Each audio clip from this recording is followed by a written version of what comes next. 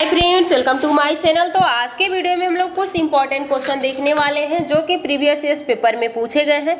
तो आज हम लोग ज़्यादा से ज़्यादा क्वेश्चन करने की कोशिश करेंगे क्योंकि हम लोग ज़्यादा डीप में उसको समझने नहीं जाएंगे क्योंकि इसकी तो थ्योरी हो ही रही है। तो थ्योरी में हम लोग बहुत डिटेल से पढ़ रहे हैं। तो आज हम लोग का ये लक्ष्य होना चाहिए कि हम लोग कम समय में कितना क्वेश्चन कर ले रहे हैं। तो चलिए पहला क्वेश्चन, और लास्ट में आप लोग कमेंट करके जरूर बताइएगा कि आप लोग के कितने क्वेश्चन सही हो रहे हैं। तो पहला क्वेश्चन पूछा गया है कि जीव वैज्ञानिकों ने पादप जगत और प्राणी जगत के जातियों को बहुत बड़ी संख्या में ज्ञात किया है, ढूंढ निकाला है और पहचान लिया है। संख्या की दृष्टि से अब तक ढूंढे हुए और पहचाने हुए जीवों में सबसे अधिक संख्या किसकी है?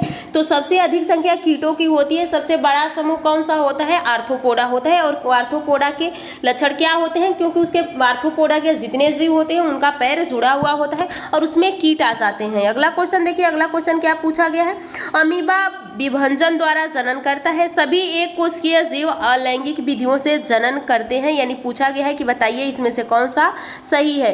तो जो अमीबा होता है उसमें द्विविभाजन होता है। सभी एक कोशिकीय जीव अलैंगिक विधियों से जनन करते हैं। तो अलैंगिक में क्या होता है? या तो एक नर होगा या मादा होगी, यानी एक ही जीव इसमें शामिल होगा, उसमें लैंगिक जनन होता है। तो ये ऑप्शन ए सही हो जाएगा। अगला क्वेश्चन देखिए, अगला क्वेश्चन क्या पूछा गया है? गर्म रुधिर वाले जंतु होते हैं जो अपने शरीर के तापमान को, यानी मनुष्य और एक पक्षी, जो आप लोग का बर्ड्स होती हैं और मनुष्य होते हैं यानी स्तनधारी होते हैं, यही गर्म रुधिर वाले हैं। यानी इन्हीं लोग का गर्म ब्लड होता है। ये समतापी होते हैं, यानी वातावरण कैसा भी हो इनके शरीर का तापमान नहीं बदलता है। तो वातावरण के तापक्रम से नीचा रखते हैं, यहाँ पे वातावरण के तापक्रम से ऊंचा रखते हैं, हमेशा एक सा बना रहता है। यानी इनके शरीर का तापमान नहीं चेंज होता है, कितना भी ठंडी पड़े कितना भी गर्मी पड़े उनके शरीर का तापमान बराबर रहता है। अगला क्वेश्चन देखिए, निम्नलिखित में से कौन सा कथन सही नहीं है? तो सभी इकाइनोडर्मा सजीव प्रजक होते हैं। गोल कृमि में कोई परिसंचरण तंत्र नहीं होता है।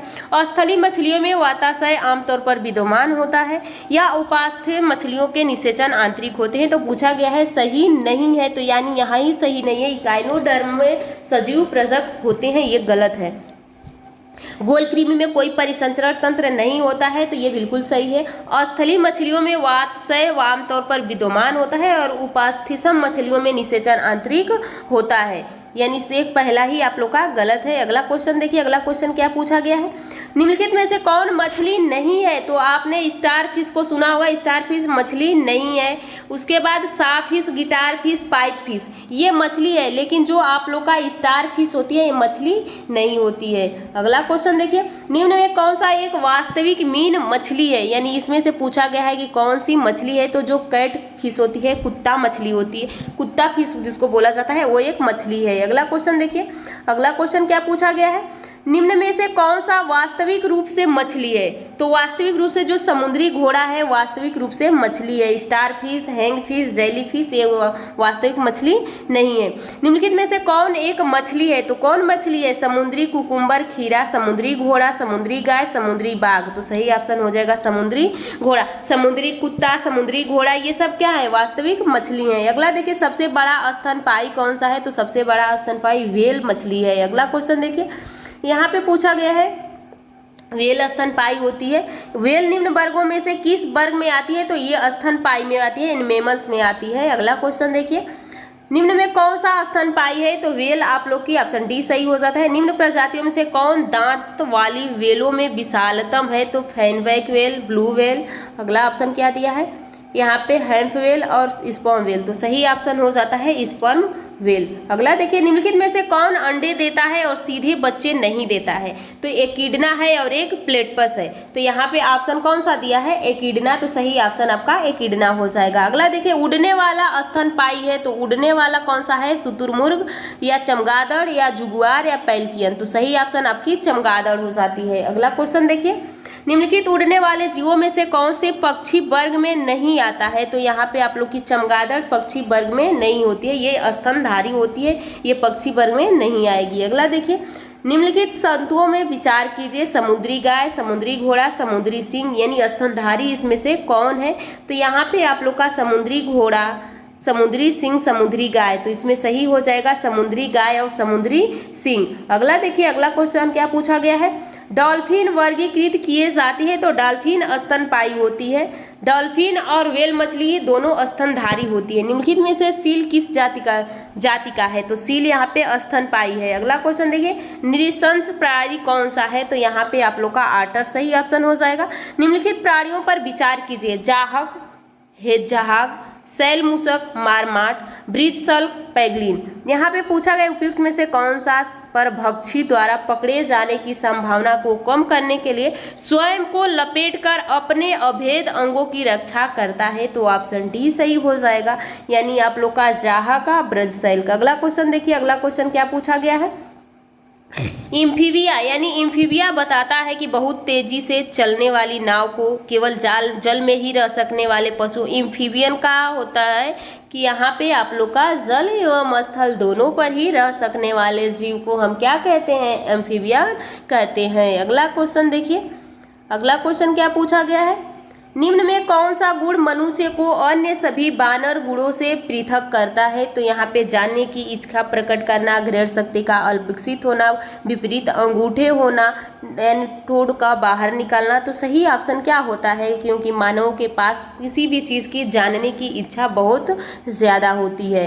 अगला देखिए, निम्नलिखित में से कौन सा एक कपी नहीं है? तो गिब्बन, लेंगूर, गोरिल्ला, ओरंग अटान। तो सही ऑप्शन आपका लेंगूर यहाँ पे कपी नहीं है। लेंगूर कपी नहीं है, ध्यान रखिएगा इसको कि जो लेंगूर होता है कपी समूह में नहीं आता है। अगला देखिए, अगला क्वेश्चन क्या पूछा गया है? अगला क्वेश्चन है कि मानव सादृश्य लघुत्तम कपी है। लघुत्तम यानी मानव के सबसे नजदीकी बानर कौन है इसमें से? तो यहाँ पे गिब्बन हो जाता है, जो मानव का सबसे लघुत्तम यानी मानव से सबसे पास में जो बिलोंग करता था वो गिब्बन हो जाता है। अगला देखिए, नील गाय निम्नलिखित कुल में आती है। तो नील किस में आती है? तो यानी हिरण।